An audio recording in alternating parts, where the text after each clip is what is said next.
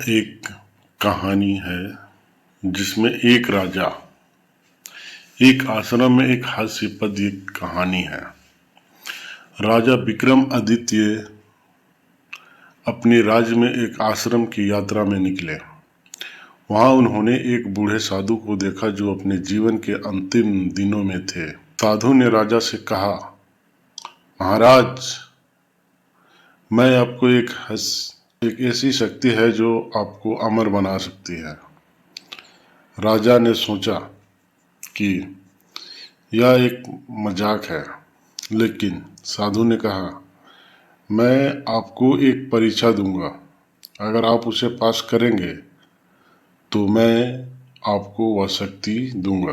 राजा ने सोचा कि यह एक अच्छा मौका है और उसने साधु की परीक्षा को स्वीकार कर लिया। साधु ने राजा को एक कमरे में भेजा जहां एक बड़ा दर्पण था। साधु ने, इस दर्पण में अपने आप को देखो और बताओ कि तुम कौन हो। राजा ने दर्पण में देखा और कहा, मैं राजा विक्रमादित्य हूँ। साधु ने कहा, यह गलत है, तुम एक राजा नहीं हो, तुम एक इंसान हो। राजा ने सोचा कि यह एक अजीब बात है, लेकिन साधु ने कहा, अब तुम्हें एक और परीक्षा देनी होगी। साधु ने राजा को एक और कमरे में भेजा जहां एक बड़ा शीशा था। साधु ने कहा, इस शीशे में अपने आप को देखो और बताओ कि तुम्हारी सबसे बड़ी ताकत क्या है। राजा ने शीशे में देखा और कहा, मेरी सबसे बड़ी ताकत बुद्धिमत्ता है। साधु ने कहा, यह गलत है, तुम्हारे सबसे बड़ी ताकत तुम्हारा दिल है। राजा ने सोचा कि यह एक अजीब बात है, लेकिन साधु ने कहा, अब तुम्हें एक और परीक्षा देनी होगी।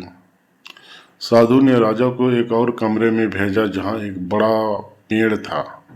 साधु ने कहा, इस पेड़ को देखो और बताओ तुम्हारी सबसे बड़ी कमजोरी क्या है।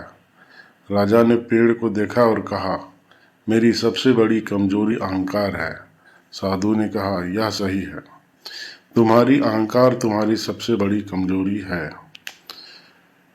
राजा ने सोचा कि यह एक अजीब बात है, लेकिन साधु ने कहा, अब तुम्हें एक और परीक्षा देनी होगी। साधु ने राजा को एक और कमरे में भेजा जहां एक बड़ा मंदिर था। साधु ने कहा, इस मंदिर में जाओ और बताओ कि तुम्हारी सबसे बड़ी इच्छा क्या है। राजा ने मंदिर में जाकर कहा, मेरी सबसे बड़ी इच्छा यह है कि मैं अपने राज्य के लोग को खुश और समृद्ध देखूं।